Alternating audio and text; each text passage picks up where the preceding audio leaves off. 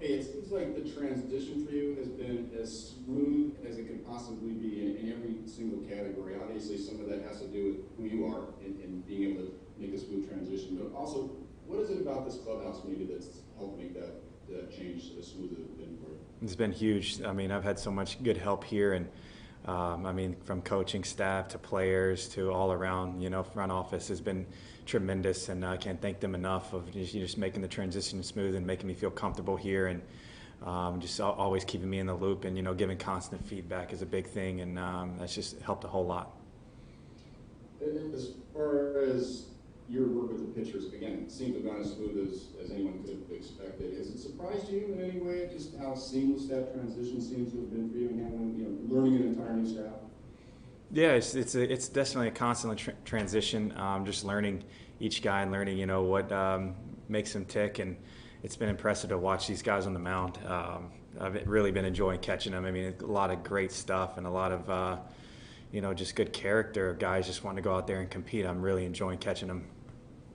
From the offensive side, have you seen anything different in this organization in terms of the processes or how they go about things or the approach? Anything that you've noticed different that has been, obviously the players are great, but in terms of helping to create this offense that you guys have been able to put together this year? Yeah, I mean, everybody's got really good approaches team-wise, and you just stick to a good approach and just try to execute and commit every pitch, and that's it's been big, to watch such tremendous players around here, execute approaches and just have simple plans and go out there and do it. It's fun to watch. As far as the series goes, obviously a lot of people making a big deal about it's the Dodgers, it's the team that's right ahead of you. It's easy for you guys to amp that up. That's not a problem. Has there been any discussion amongst you guys about actually, hey, let's kind of back off a little bit and keep some perspective on it and not get outside ourselves? How has sort of the vibe been in the clubhouse leading up to the ball game today? Yeah, I think right now we're just focused on one game at a time. I think that's the biggest thing for us is you really just got to win the pitches and go ahead and play each inning. Because each inning you're going to have to win. Because at the end of the day, if we execute, our game, you give yourself a chance to win. That's all you can ask for. Thanks, Austin. Kevin Acey. I was wondering if there was an individual or maybe it's a couple people specifically that have helped you make the transition. You had to come in and learn so much as a catcher. Yeah, I've been leaning on, all our, from bullpen coaches to pitching coach to manager. Me and Castro has been excellent, because we just kind of bounce things off each other, who we've caught in the game and, what they like to do signs-wise and, just how to manage them, each pitcher and, using all the feedback from everybody, but ultimately just getting to know the pitcher and, catching them and asking them a lot of questions, what makes them comfortable and what I can do to help them. That's the biggest thing to speed up the process. You all have been slightly more successful in fewer chances throwing out base runners. I was wondering, is the pitchers, it's not always on the catcher. I wonder if there's a difference or you just happen to have had some success in the few chances you have here. Yeah, the pitchers are doing a great job of holding runners on, and our middle infielders are excellent at tagging and, picking the ball back there and making quick tags. So, just the combination of the pitcher and, our middle infielders has been a big key for me. AJ Casvo. Austin, aside from learning what guys throw, you mentioned learning how a guy ticks. What are some things that you need to know about a pitcher specifically before you go out and catch them for the first time or the first couple times? Yeah, I think you got to know, what their demeanor is, their meter, or, are they a high energy, are they a low energy, are they a medium energy, and try to recognize, when that energy changes and what we can do to get them back focused on that pitch rather than letting, the situation and everything dictate your energy, what gets that guy and his constant, process back to what he needs to do to execute that pitch right there and just learning and seeing the trends there. What do you make of Nelson Lamet's slider and why it's so effective? Yeah, it looks just like his fastball. It's late, and I think that's what, as hitters and catchers, you notice the guys that have late movement on their pitches, sliders, fastballs, changeups, any pitch, you notice, what the movement on that pitch, and the pitch has a lot of movement to it, and it's a lot of late, hard life, which means he gets great extension on the pitch. So it's very hard for hitters to make, late decisions and be successful. Annie Halburn. Hey, Austin, in the short time you've been here, you've caught 4 shutouts. How hard is that, and any extra pride in being able to do that, especially with such a new pitching staff? It's mostly the pitching staff. These guys are phenomenal. They're attacking the zone. They're winning the big counts and throwing a lot of strikes. I mean, they're knowing, getting ahead of guys and then putting away very quickly, and then that's the one that leads the shutout. I'm just enjoying catching them. These guys are a lot of fun to catch, and we got a lot of good stuff on the staff.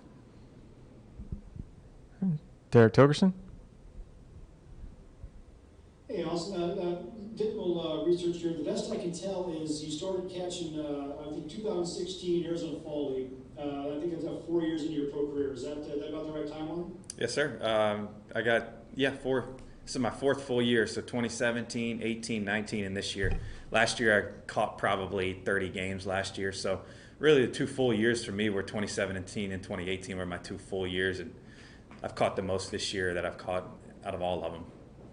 What led to that transition in the first place? Just, a coach of mine, in AAA, we talked a lot and trusted him, and he gave me some good advice, maybe thinking about turning to the catching side and just learning it, just the type of player I want to be and the type of player I would like to be. He said it fits my personality and fits, it's because I like to constantly learn about the game and it's deep into the game within the game. He said catching's the perfect position, and kind of took it in and said, let's run with it, and he helped me out a lot. So I got to give a lot of credit to him and at the time the front office giving me the opportunity with the Marlins at the time. And then since you got behind the plate, it looks like your performance at the plate has also kind of taken off as well. Does that kind of coincide? Has catching helped you also kind of understand maybe pitch recognition, the way guys try to attack hitters, anything like that that's helped you with the bat in your hands?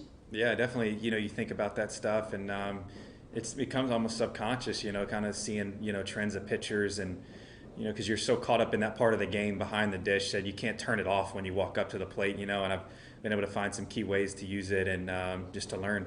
And it's definitely helped a lot, to be behind the dish and help at the plate as well. Thanks, Austin. Congrats. Yeah, we have time for a few more questions. We'll go to Bryce Miller. Hey, Austin. Such a weird year on so many levels. 60-game season, the whole global pandemic. The Padres as a franchise have been kind of working toward this moment when they could be competitive with the Dodgers for literally years and years and years. And you kind of get plopped in the middle of that. Right now, the timing of all those things, what's this been like? How strange has it been? What's kind of your feeling about going into this series that's so important for San Diego at a time when you're still kind of getting used to the franchise yourself? Yeah, I'm just excited to be with this team and, the group of guys we have here, to watch the development in such a short time, to be part of it. I'm really enjoying. And I think that's the biggest thing. We just got to go have fun and enjoy such a competitive team against the Dodgers. We know, they're solid all around, and it's gonna be a fun series. And I think that's all you can do is just look forward to it and have fun, and you play them one game at a time. Thank you. Back to AJ.